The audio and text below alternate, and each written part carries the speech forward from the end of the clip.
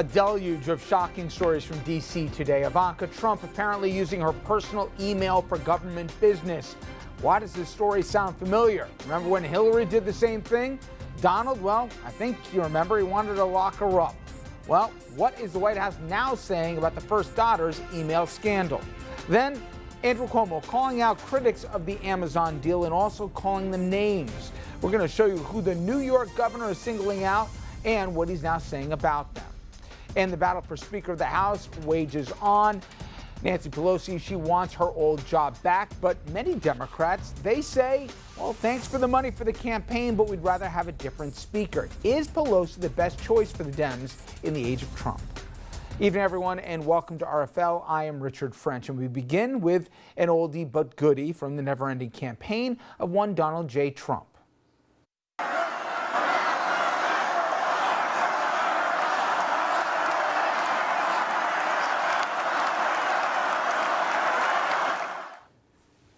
The lock her up chant suddenly came to mind yesterday when this story broke from the Washington Post. Turns out Ivanka Trump had also been using a private email server to conduct official government business, just like, Hillary Clinton did. And once again, that is just one headline plucked from the last 24 hours or so. It always feels like a week in dog years. For more on Ivanka Emailgate and those other bewildering headlines, including one Andrew just coming across right now. Let's bring in Andrew, in senior political correspondent. And I don't even know why we bother having a morning meeting. Really, I don't know the point. This is just Looney Tunes. Go ahead. We had the email story this morning, so at least that story held all day long, Rich. This report about Ivanka's emails may reopen the debate on just how significant a threat someone with Ivanka's position or even Secretary of State using private email really is. But at the very least, given the role that private emails played in the 2016 election, you'd think this would be one area where the Trumps would be a whole lot more careful. But that report says Ivanka just wasn't. It claims Trump did use her personal email for government work, sending hundreds of emails related to White House policies and other official business, as well as her scheduling details, to White House aides, cabinet officials, and her assistants. It happened throughout much of last year, and Ivanka's excuse to her colleagues, she said she wasn't familiar with the rules. A spokesperson for Ivanka's attorney defended his client, making favorable comparisons between what Ivanka did and what Hillary Clinton did. So Ivanka's attorney says it's no big deal, but she did essentially what Hillary Clinton did, and I forget, how big a deal was that? I guarantee you one thing, we're going to be talking about those emails every moment of every day. Crooked Hillary's emails. How can Hillary manage this country when she can't even manage her emails? This is the biggest scandal since Watergate. How about if she's running the country? She can't even run an email. She should be in prison. Not the president's greatest hits from the campaign trail. Now, a couple of hours ago, the president had this to say about his daughter and her emails. They weren't classified like Hillary Clinton. They weren't deleted like Hillary Clinton, who deleted 33. She wasn't doing anything to hide her emails. I looked at it just very briefly today, and the presidential records, they're all in presidential records. There was no hiding. There was no deleting like Hillary Clinton did. There was no servers in the basement like Hillary Clinton had. You're talking about you're talking about all fake news. No, we're talking about real reality news, just that he thinks is different from what Hillary Clinton did. But as Rich said, that's just one of the bewildering headlines to come from the Trump administration, and just this week. Today, we also got the latest and not so subtle messaging that the president does not care about the murder of Washington Post columnist Jamal Khashoggi, at least beyond paying lip service to the matter. The president issuing a statement, an exclamation mark laden statement, saying in part, quote, "Our intelligence agencies continue to assess all information, but it could very well be that the Crown Prince had knowledge of this tragic event. Maybe he did, and maybe he didn't." For the record, he continues, or for the record, I should point out, the Turks, where the murder happened, every U.S. ally in Europe, and our own Central Intelligence Agency has concluded that Prince Mohammed bin Salman not only knew about Khashoggi's murder, but directly ordered it. Trump is alone on an island on this one, but I digress. His presidential statement continues. That being said, we may never know all of the facts surrounding the murder of Mr. Jamal Khashoggi. In any case, our relationship with the Kingdom of Saudi Arabia, they have been a great ally in our very important fight against Iran. In other words, nothing to see here. We're done. And this afternoon, Trump said this about his decision on the Saudis and saying it's all about business. They're buying hundreds of billions of dollars worth of things from this country. If I say we don't want to take your business, if I say we're going to cut it off, they will get the equipment, military equipment and other things from Russia and China. And I'm not going to tell a country that's spending hundreds of billions of dollars and has helped me do one thing very importantly, keep oil prices down so that they're not going to $100 and $150 a barrel. Right now, we have oil prices in great shape. I'm not going to destroy the world economy, and I'm not going to destroy the economy for our country by being foolish with Saudi Arabia. Our next headline comes from California, where the Trump administration has wasted no time politicizing a tragedy, another action they disdain after mass shootings or poor hurricane responses or something else.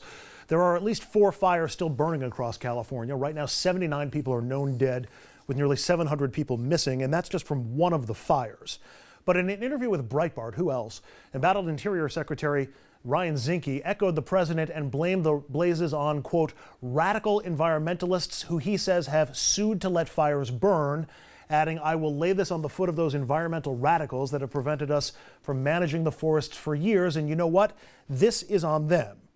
There's a lot to dispute in that statement, not the least of which is geography. The Camp Fire, that's the deadly one that's consumed much of the town of Paradise, actually began in the Plumas National Forest, a forest Mr. Zinke runs.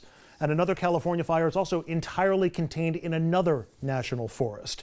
Zinke was trying to back up the president, who said this about forest maintenance over the weekend. You look at other countries where they do it differently, and it's a whole different story. I was with the president of Finland, and he said, we have a much different, we're a forest nation. He called it a forest nation.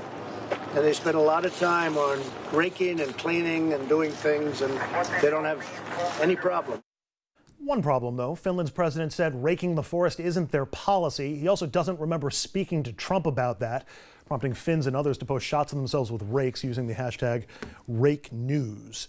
Finally, an explanation, and a somewhat troubling one, as to why the president refuses to visit our troops in combat, like in Iraq or Afghanistan. This after the president went AWOL from any Veterans Day events. The White House reportedly planning some visits now after it's become an issue. The president says he has been too busy, though he plays golf all the time, in less than 2 years playing half as many rounds as Obama did in 8 years, all while making money from his protection, paying fees to golf clubs. But I digress again. Trump hasn't gone to war zones for 2 reasons, according to the reporting. One, he thinks those wars where Americans are still in harm's way are, in his words, quote, a total shame. And 2, long flights and security risks, neither of which have ever stopped any other presidents. One official clarifying he, the president, has never been interested in going. He's afraid of those situations. He's afraid people want to kill him. Rich? Thank you, Andrew. And we get one more stunning story today. And this comes under the heading, frankly, of a president who doesn't understand the limits of power of a presidency, checks and balances, and everything else. New York Times reporting that President Trump reportedly told his White House counsel, Don McGahn, that he wanted him to have the Justice Department prosecute Hillary Clinton and James Comey. Here's a quote from that piece. The lawyer, Don McGahn, rebuffed the president, saying that he had no such authority to order a prosecution. McGahn went further, saying that while he could request an investigation, even that could prompt accusations of abuse of power.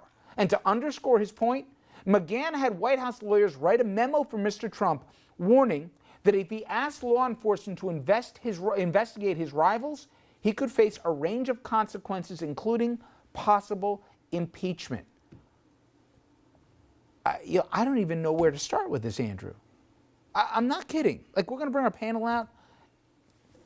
Last night, we've talked about, well, how does news, decide what's significant, what's trivial? How do you handle tweets? How do you handle all the lies? And how do you distinguish the most vital interests that are being challenged at times for this nation from the trivial white noise? The fire hose of attacks on our norms, attacks on who we are as a nation, and the ideas, just the basic tenets. I mean, somebody was talking about Schoolhouse Rock, like where the kids learn the basics. We have to do a prizer here for the president to understand Only in despotic non-democracies do you basically abet murder and torture of the press or political enemies, and do you also jail those who you don't agree with or that are political rivals, let alone threaten to take away credentialing for those who have the temerity to question your actions. Like, add to that the hypocrisy of wanting to jail Hillary Clinton for something that his daughter did, or the fact that he just seemed ill-prepared to be president from day one. And, you know, think of the troubles that he would have gotten into if Don McGahn hadn't been pushing him in the right direction. But if anybody out there, and I know they do, sometimes you just shake your head and say, oh gosh, what's he doing now? Like this is some form of a, a reality show joke, and the economy's doing good, and at the end, what's he really doing?